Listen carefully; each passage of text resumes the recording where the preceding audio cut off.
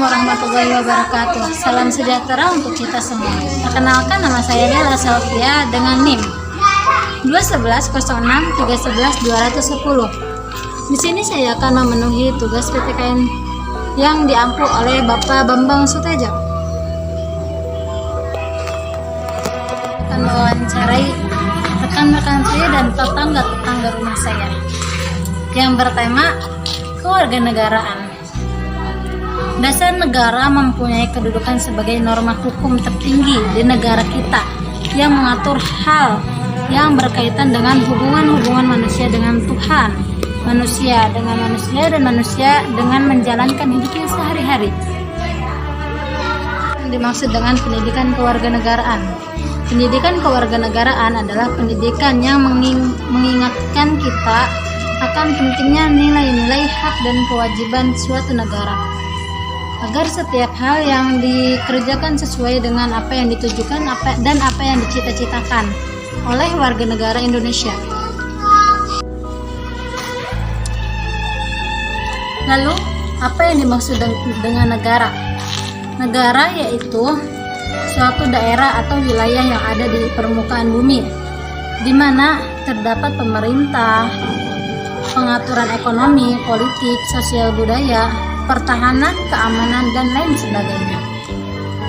Di dalam suatu negara minimal terdapat unsur-unsur negara seperti rakyat, wilayah, pemerintah yang berdaulat serta pengakuan dari negara lain.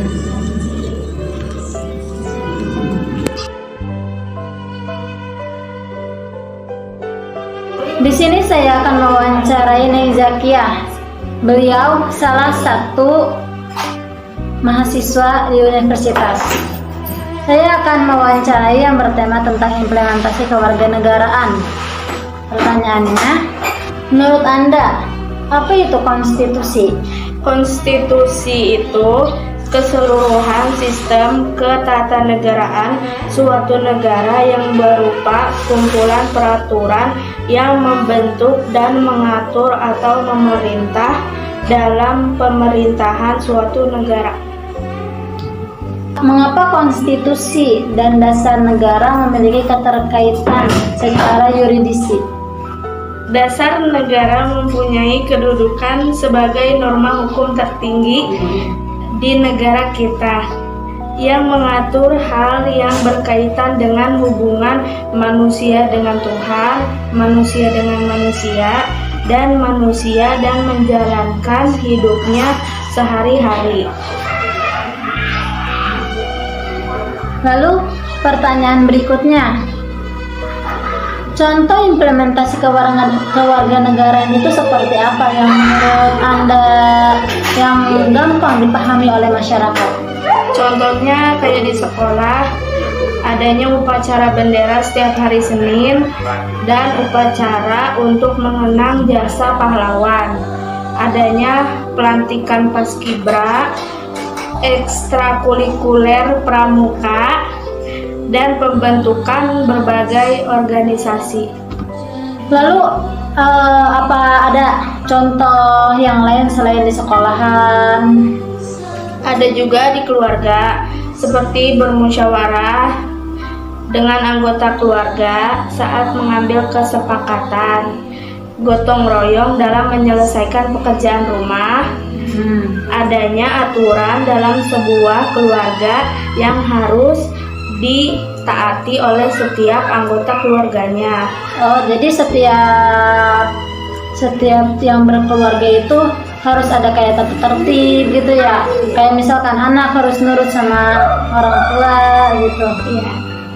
Ada juga contoh di masyarakat kayak adanya pemilihan ketua RT secara demokratis, terbentuknya organisasi masyarakat seperti Karang Taruna, gotong royong dalam membantu tetangga yang sedang membangun rumah atau hal lain yang sekiranya butuh bantuan.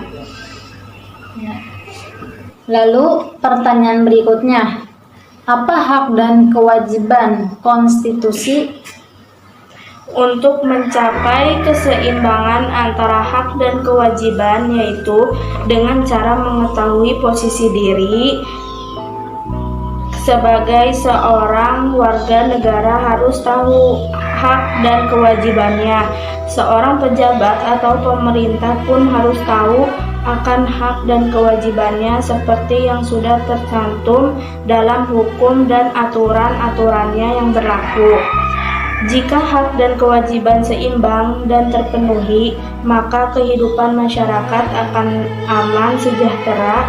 Hak dan kewajiban di Indonesia ini tidak akan pernah seimbang apabila masyarakat tidak bergerak untuk merubahnya, karena para pejabat tidak akan pernah merubahnya walaupun rakyat banyak menderita karena hal ini.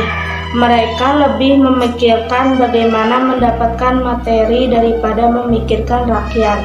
Sampai saat ini masih banyak rakyat yang belum mendapatkan haknya.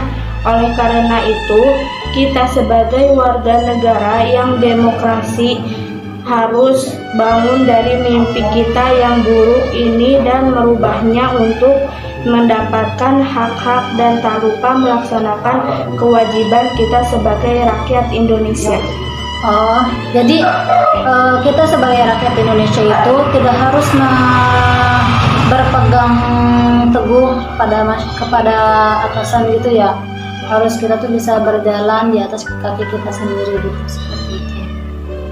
Oke, terima kasih Neng Zakia. Sama-sama.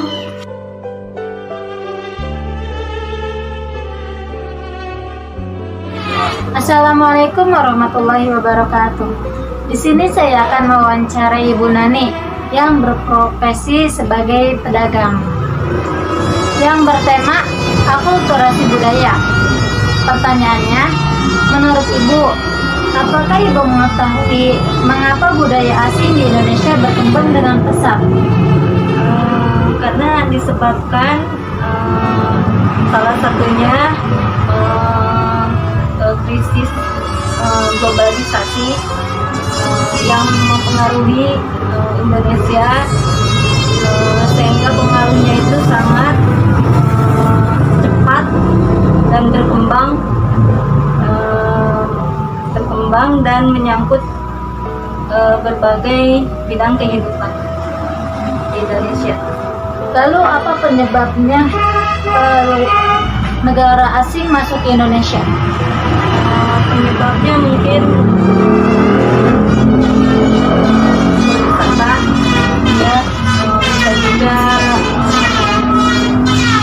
meningkatkan negara, ya, mungkin juga teknologi zaman ini teknologi semua orang bisa memanfaatkannya dan melihat apa aja juga bisa ada di situ, sehingga anak-anak muda zaman sekarang bisa mengikuti lifestyle-nya orang-orang luar,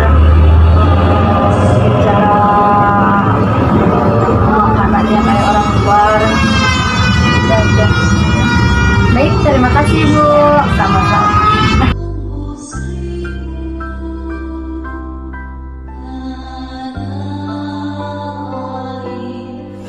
Assalamualaikum warahmatullahi wabarakatuh. Di sini saya akan mewawancari rekan saya yang bernama Kiara Oktaviana dari Fakultas Informatika.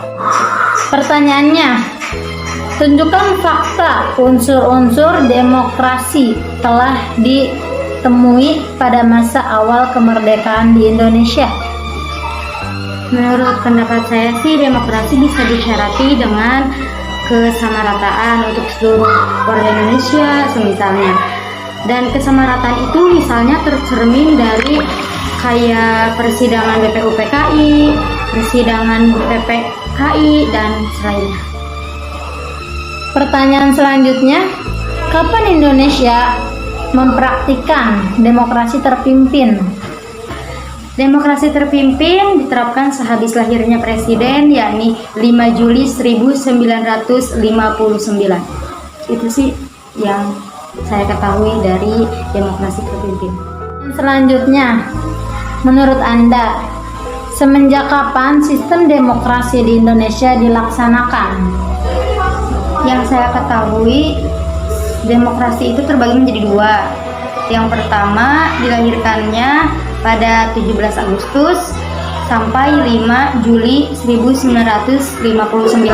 Nah, yang kedua yaitu 5 Juli 1959 sampai 1966. Pertanyaan selanjutnya, identifikasi beberapa penyimpangan yang terjadi di masa Orde Baru. Yaitu ada 3 ya yang saya ketahui. Yang pertama, maraknya pembentukan korupsi serta nepotisme.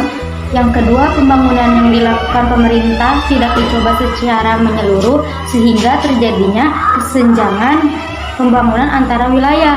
Jadi kayak bentrok gitu kalau bahasa kitanya. Kalau yang ketiga, terbentuknya beberapa pemberontakan disebabkan ketidakpuasan dari masing-masing wilayah. Pertanyaan yang terakhir, berikan komentar Anda tentang demokrasi. Apa yang sangat sesuai diterapkan di Indonesia? Demokrasi di Indonesia, demokrasi Pancasila yang dimaksud ya. Ialah demokrasi yang sesuai dengan bangsa Indonesia, sebab bersumber pada tata nilai sosial budaya yang telah menempel dalam kehidupan warga sejak dulu. Jadi dari dulu tuh emang demokrasi Pancasila tuh emang udah dicantumkan dalam negara Indonesia ini gitu. Jadi biar tertata. Baik, terima kasih atas waktu luangnya.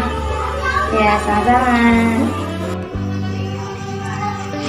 Dapat disimpulkan, tujuan pendidikan kewarganegaraan adalah berinteraksi dengan bangsa-bangsa lain dalam percaturan dunia secara langsung atau tidak langsung dengan memanfaatkan teknologi informasi dan komunikasi. Lalu, kesimpulan lainnya tentang pendidikan dari 5 tokoh Indonesia, motivasi ampuh untuk para pelajar. Yang pertama, tujuan pendidikan itu untuk mempertajam kecerdasan, memperkukuh kemauan, serta memperhalus perasaan dari tan malaka. Yang kedua, sekolah-sekolah saja tidak dapat memajukan masyarakat, tetapi juga keluarga di rumah harus turut bekerja, lebih-lebih dari rumahlah. Kekuatan pendidikan itu harus berasal. R.A. Kartini. Lalu yang ketiga, seorang terpelajar harus sudah berbuat adil sejak dalam pikiran, apalagi dalam perbuatan. Pemutya Ananta Tur.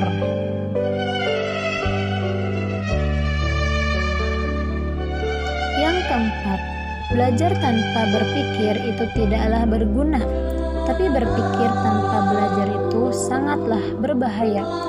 Kutipan dari Soekarno.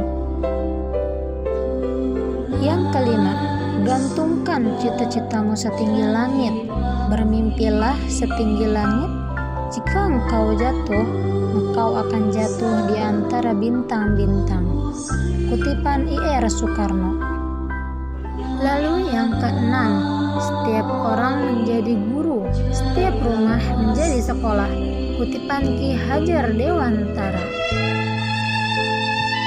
Lalu ingarsa sungtulade ing media mangkukarsa tuturi handiani. Di depan seorang pendidik harus memberi teladan atau contoh tindakan yang baik. Di tengah atau di antara murid-murid, guru harus menciptakan praksa dan ide. Dari belakang seorang guru harus memberikan dorongan dan arahan-arahan. Kutipan dari Ki Hajar Dewantara. Sekian dari saya. Wassalamualaikum warahmatullahi wabarakatuh.